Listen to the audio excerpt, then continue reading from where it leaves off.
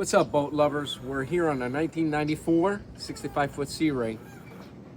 It's a doozy. We're here inspecting it so that we might have the opportunity to update his existing engine controls to Glendenning engine controls. So I'm going to walk you through the procedures of what we do in order for us to spec this boat out the right way. Stay tuned.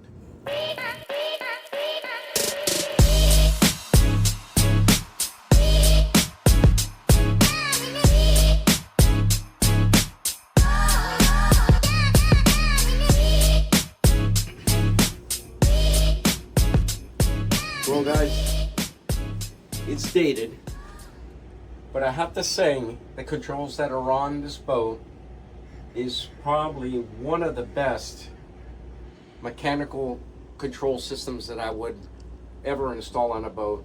It's made by Panish Controls. The cabling system is all aeronautic. The cabling system on here is not just a inner and outer friction liner push-pull cable. It actually has little tiny ball bearings in the cable. The cable is like 4 times the size of a 33C cable. I'll show you that.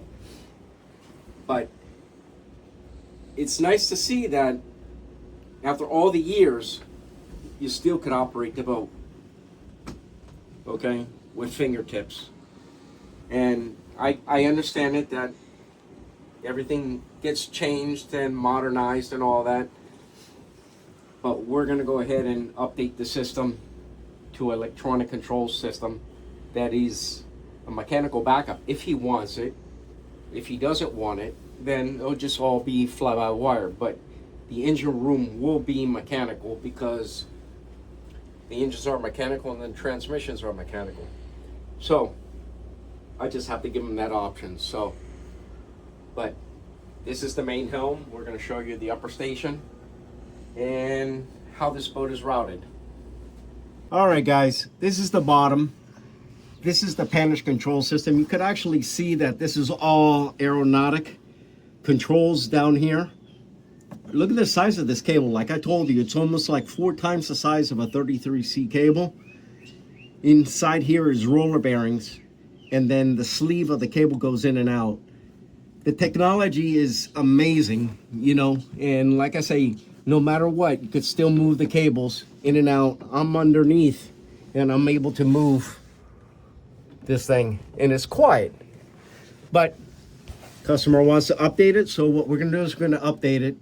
Now, we're not gonna be able to utilize these 33C cables. I forgot the name of the cable, but we're not gonna be able to utilize these cables. We're gonna have to change them over to a more modern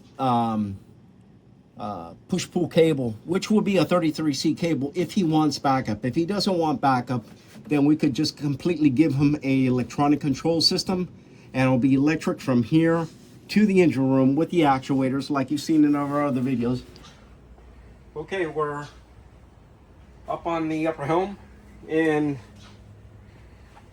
the boat's in pretty good shape. It's an aged boat. All right, I don't think you're going to see a 1994 boat that's not,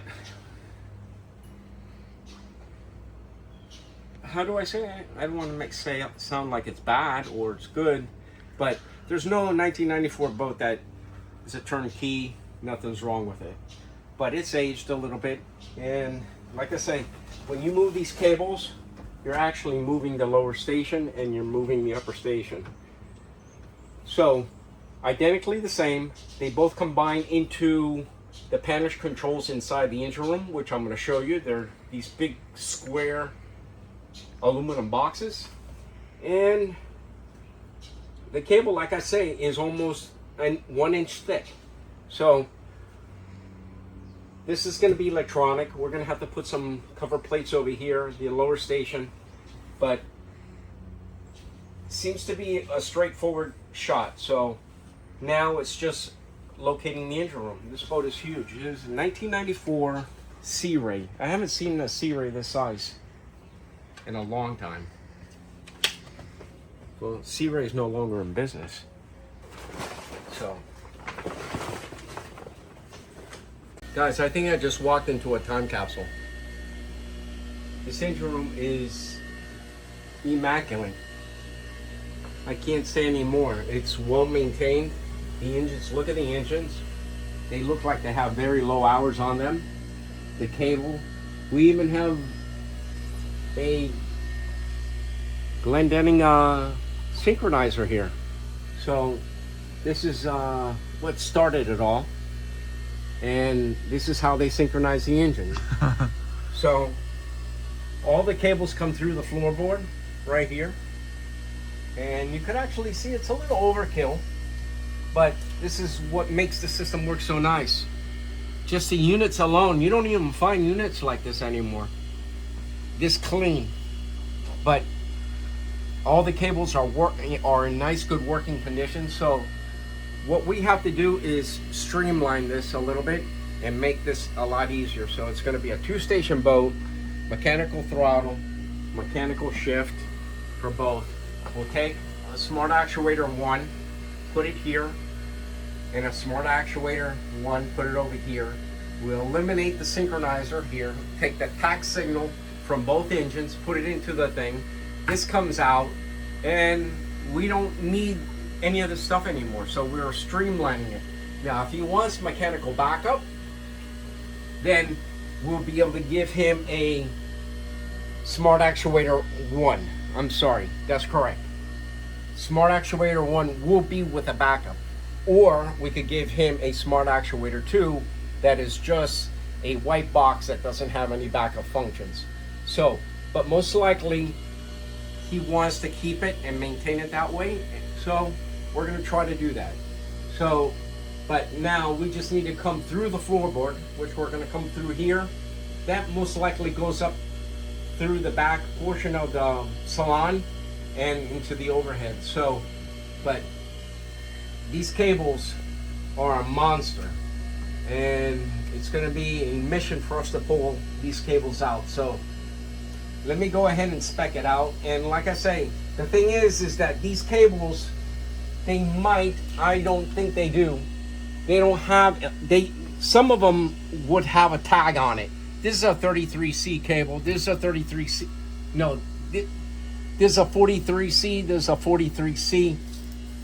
And this is a 43C.